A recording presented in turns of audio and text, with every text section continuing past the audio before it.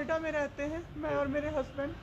अभी होली में हम लोग बिहार आए हुए थे सर, होली मनाने के लिए। पूरी फैमिली का गेट टुगेदर था।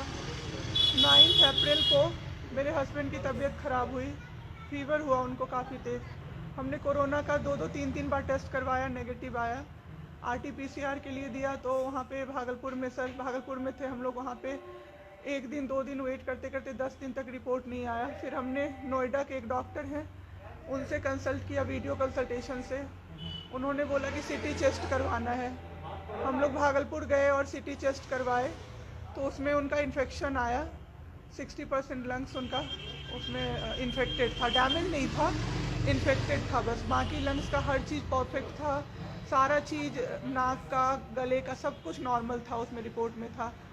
फिर हम लोग नेक्स्ट डे ग्लोकल हॉस्पिटल है भागलपुर में, ग्लोकल हॉस्पिटल लेके आए। वहाँ पे एडमिट कराया हमने ICU में। मेरी मदर की भी तबीयत ख़राब थी, मेरी मम्मी और मेरे हस्बैंड दोनों एक साथ एडमिट हुए।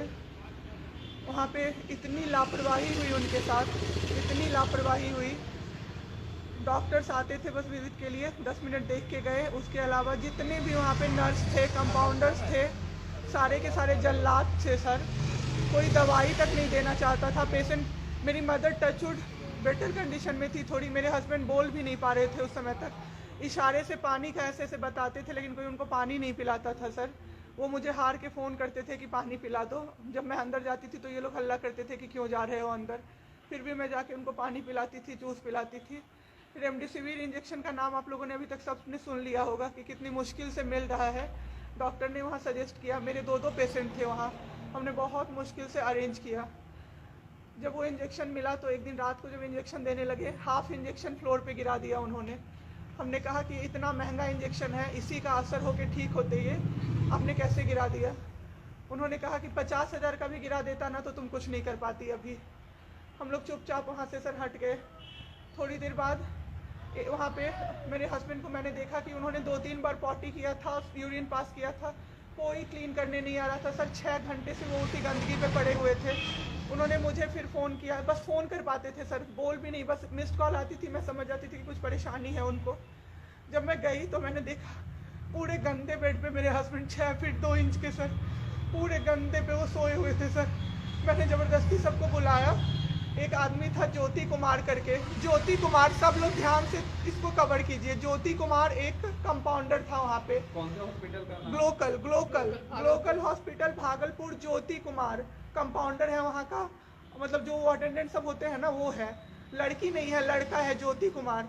उसको मैंने रिक्वेस्ट किया कि भैया प्लीज़ आप मेरे हस्बैंड की मदद कर दीजिए, रात में ये लोग रुकने नहीं दे रहे हैं मुझे अपने पास, इनके पास।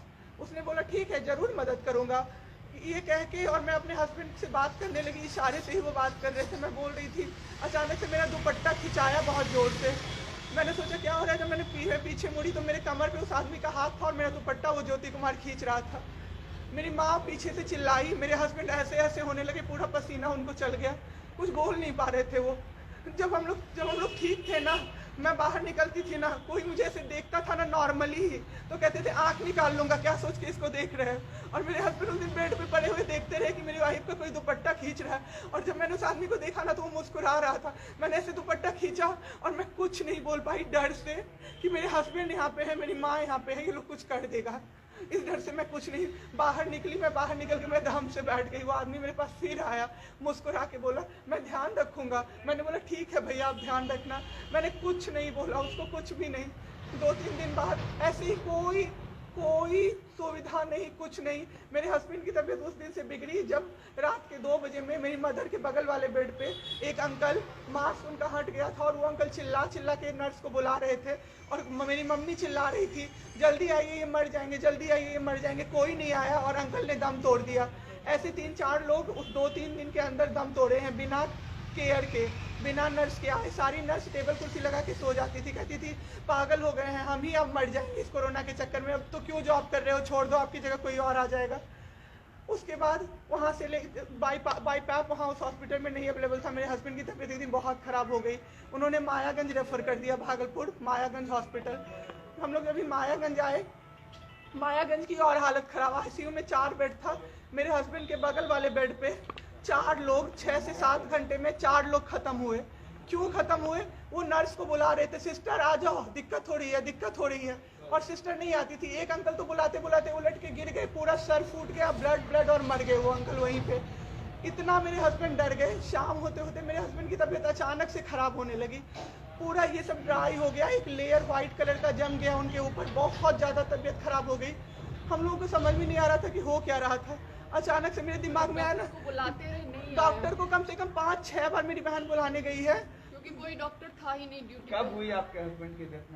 परसों सुनिए मेरी बात, पहले पूरी कहानी मेरी सुनिए। मेरी बहन 5 बार 6 बार गई है बुलाने डॉक्टर को मायागंज में, तो डॉक्टर क्या कह रहे हैं, यार रात में भी सोने नहीं दोगे, रात में भी सोने नहीं दोगे। जब हमने देखा जाके सर, तो लाइट ऑफ, इमरजेंसी के नाइट डॉक्टर्स का लाइट ऑफ, और सब नीचे बिछा के मूवी देख रहे हैं और सो रहे हैं, और दरवाज़ा तक नहीं खोला सर।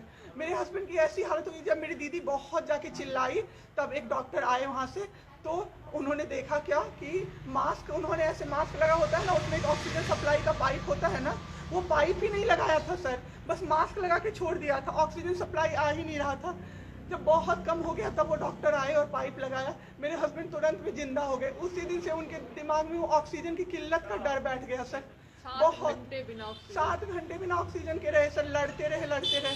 फिर उस दिन इतना वो डर गए, वो बोले नहीं अब हमको कहीं बाहर लेके चलो। दिल्ली में सर हमने बेड का किया, बहुत पता नहीं था, दिल्ली में कहीं भी जगह नहीं था। हम पटना आए, राजेश्वर हॉस्पिटल में सर पटना आए। यहाँ पे इन्होंने कहा आईसीयू में अटेंडेंट नहीं अलाउड है, नहीं जाओगे आप। मेरे हस्बैंड रोने लगे कि मेरी वाइफ को बस भेज दो, वो रहेगी तो मैं ठीक हो जाऊँगा। इन लोगों ने नहीं अलाउ किया सर। आज मैंने देखा, एम्बुलेंस से हम लोग भागलपुर से पटना आए थे राजेश्वर, रास्ते में उनको 3 बार पॉटी हुई थी सर। उसी गंदे बेड पे उनको 4-5 घंटे राजेश्वर में सुलाया रहा। मैं 10 बार जाके बोली बाहर से कि सर प्लीज़ बेड क्लीन कर दीजिए, वो हम लोग देख लेंगे ना। एक डॉक्टर निकले, मैंने बोला, वो मेरे हस्बैंड अंदर से ना बोल नहीं पा रहे थे, अंदर से ऐसे ऐसे कर रहे थे, बुला रहे थे सबको। मैंने कहा सर वो बुला रहे हैं किसी को बाहर से, तो एक डॉक्टर मुझे कहता है अरे छोड़िए ना, वो छोड़ा तो ऐसे ही बौखला रहा है जब से आया है। मैं उस समय कुछ नहीं कर पाई सर। उसके बाद उनका ऑक्सीजन लेवल जब 37 हो गया, तब मेरे साथ मेरी दीदी थी, मेरे जीजा जी थे और मेरे जेठ थे। तब मैंने अपने जीजा जी को बोला कि अब मेरे से नहीं रहा होगा, मुझे किसी तरह से अंदर भिजवाइए। तब उन्होंने ज़बरदस्ती मुझे अंदर भेजा, और 37 से 74 मैंने कर दिया 10 मिनट में मेरे बाबू का ऑक्सीजन लेवल मैंने बढ़ा दिया। उसके बाद इन लोगों ने मुझे बोला, मैंने बोला सर अटेंडेंट अलाउड है, सारे के अटेंडेंट बैठे हुए थे। तो एक डॉक्टर ने मुझे बोला अटेंडेंट अलाउड नहीं रहेंगे तो कैसे काम चलेगा, सब तो कोरोना से बीमार पड़ रहे हैं, हम लोग कितना देखें, हम लोग क्या मर जाए खांसते खांसते सबको देख के, बैठिए चुपचाप और देखिए। 15 दिन तक सर एक टेबल पे एक लगातार मैं बैठी हूँ। आज 1 महीना पे मैंने ब्रश किया है सर, 1 महीने पे ब्रश किया है मैंने। बाबू को बहुत ठीक कर दिया, इतना स्ट्रॉ लगा के सर, मास्क के अंदर से स्ट्रॉ लगा के बाबू को मैंने जूस, दाल, रोटी सब कुछ पिलाया सर। इतने ठीक हो गए ना कि जो डॉक्टर फर्स्ट डे बोला था ये बचेगा नहीं, वो डॉक्टर सर 3-4 दिन बाद कहता है टचवुड क्या कर दिया आपने इनके साथ, ये तो एकदम ठीक हो गए, गजब का फाइट दिया आप दोनों ने मिलके। मुझे क्या पता था कि मैं फाइट दे रही हूँ और ये लोग मेरे बाबू को ख़त्म कर देंगे। इतना ऑक्सीजन का किल्लत सर, मेरा बाबू डर गया बहुत ज़्यादा। ऑक्सीजन सिलेंडर देखता था और कहता था हाँ वो ख़त्म हो जाएगा, वो ख़त्म हो जाएगा। मैं कहती थी नहीं ख़त्म होगा बाबू। 1.5 घंटे के लिए सर ऑक्सीजन सप्लाई बंद रहता था। बाद में हमें पता चला ये लोग ब्लैक मार्केटिंग कर रहे हैं अंदर में ऑक्सीजन सिलेंडर का। जो अस्पताल वाले हैं ना, वो ऑक्सीजन सप्लाई बंद कर देते थे ताकि बेचैन होके लोग खरीदें उन्हीं से। हम भी खरीदे सर, मैंने भी खरीदा, क्या करते हमें भी तो चाहिए था। परसों सर सुबह में हमारे पास एक ही सिलेंडर था, पाइपलाइन बंद हो गया। मेरे हस्बैंड को बाईपैप लगा हुआ था, उनको 2 सिलेंडर से जाना था, एक ही सिलेंडर था। सिलेंडर मांगते मांगते कहीं नहीं मिला सर, मेरे हस्बैंड खत्म हो गए सर। मेरा बाबू चला गया हमको छोड़ के। आपके साथ यहाँ पे भी सर, यहाँ पे राजेश्वर में डॉक्टर अखिलेश गंदे गंदे इशारे कर रहा था मुझे सर। चलता था ना तो मुझसे सट के क्रॉस करता था सर, मैं इग्नोर कर देती थी कि मेरा हस्बैंड है यहाँ पे, वरना अगर बाहर होता चप्पल खोल के मैं मारती सर ऐसे इंसान को। वहाँ पे मायागंज हॉस्पिटल में डॉक्टर्स, कोई भी डॉक्टर नहीं आता है, कोई सीनियर डॉक्टर नहीं, जूनियर डॉक्टर नहीं, और पेशेंट की सिर्फ एंट्री कर देते हैं कि फिजियोथेरेपी किया गया। ये बाबू नाक का क्या करते हैं, नेबुलाइज किया गया, 4 बार नेबुलाइज किया गया, कोई चीज़ नहीं होती है, सिर्फ पेशेंट की एंट्री कर देते हैं।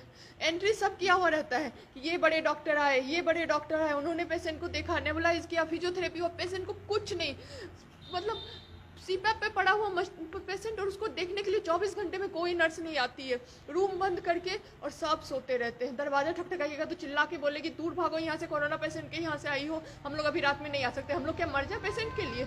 कोई नहीं आता है, कोई नहीं आता है देखने के लिए किसी को। ये लोग पटना में अभी तो 26 तारीख को आए पटना। मैम आपके साथ जो ये सब हुआ है, गलत हुआ है, इसकी शिकायत आपने किसी को की है? अभी किसको करे सर? परसों तो मेरा बाबू गया है। परसों शाम आप क्या चाहती हैं सरकार से? क्या अभी सबसे पहले तो मैं चाहती हूँ कि सारे जगह ये सबसे पहले तो मुझे कोई प्लेटफॉर्म मिले जिस पे मैं ये बोल सकूँ टीवी पे जाके, ताकि लोग बचें। अब जिसके साथ जो हो नहीं हो वो तो सेकेंडरी है। हमारे जैसे जो लोग उसमें पड़े हैं ना, जो ये छोड़ के भूल जाते हैं कि पेशेंट का ख्याल डॉक्टर्स रखेंगे, वो जाके अपने पेशेंट का ख्याल रखें, नहीं तो सब मर जाएंगे सर, सब मर जाएंगे। एक डॉक्टर एक दिन आए राजेश्वर में, कहते हैं अरे ये बेड अभी तक नहीं खाली हुआ है, मतलब ये आदमी अभी तक नहीं मरा है। एक आदमी के बारे में आप सोचो सर जरा सा, आप सोचो सर जरा सा। मेरे हस्बैंड को वेंटिलेटर पे नहीं रखा सर, वो शायद बच जाते। और जब मेरी एक फ्रेंड है डॉक्टर, उसने बात की कि आपने वेंटिलेटर पे क्यों नहीं रखा, तो झूठ कह रहे हैं कि फैमिली वालों ने मना किया। क्योंकि हमें कोई सजेशन नहीं दिया गया कि वेंटिलेटर पे आप रख सकते हो, कुछ भी नहीं सर। वो बस वेट कर रहे थे कि ये बेड खाली हो। ठीक है।